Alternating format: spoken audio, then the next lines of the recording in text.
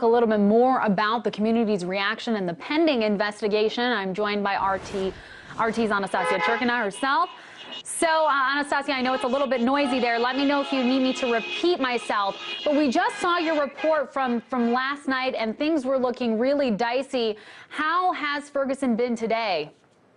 Well, Amira, emotions are certainly continuing to fly high. We're in the 5th day of protesting after Michael Brown was shot and killed this Saturday. We're right now out on the Central Street in Ferguson, where, if you can see behind me, there are several dozen protesters out on the street with signs. Cars are going by, honking. There's certainly a very emotional atmosphere in the air as people continue to come out onto the streets to demand justice and accountability. It has to be said that violence and clashes with police don't really occur until nighttime, night after night, when heavily militarized police come out onto the streets, and that's when tear gas and rubber bullets begin to be used. It has to be said that apart from the nighttime clashes, protesters and the local community here are very respectful towards one another, towards the journalists, and really towards the entire situation. People understand that some of the looting and vandalism that has been taking place has not reflected too well on the message that this community is trying to send. And while people don't necessarily condone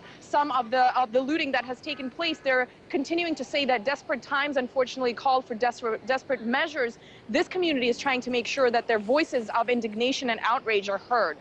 And one thing that's been a point of contention is the release of this officer's name. A lot of people in the community are demanding it. Any indication that they plan to make that information available? And are there any other updates in the investigation so far?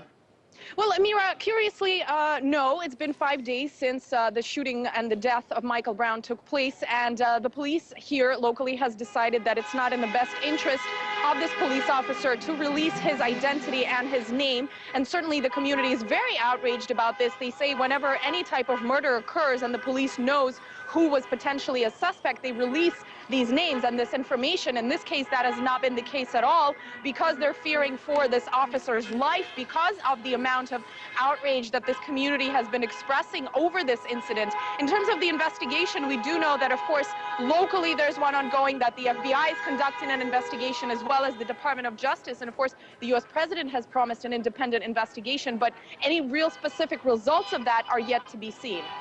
Now, we've, of course, been hearing reports by journalists limited by the police and getting the story on the ground. What's been your experience reporting there so far? Have you had any issues? Well, you know, certainly in terms of, especially in the night, the areas where any clashes with police occur is heavily controlled by the police, so it's hard to get into those areas. We have found ways night after night to kind of infiltrate and get into the action, but certainly the line between, you know, journalists and protesters out on the streets has been erased quite a bit, because when tear gas is used, it doesn't seem that the police makes too much of an effort to make sure that, you know, TV crews are not in the way. Many crews here have reportedly been affected by the tear gas, including ourselves last night, where we certainly, the tear gas was thick in the air and we were in that atmosphere.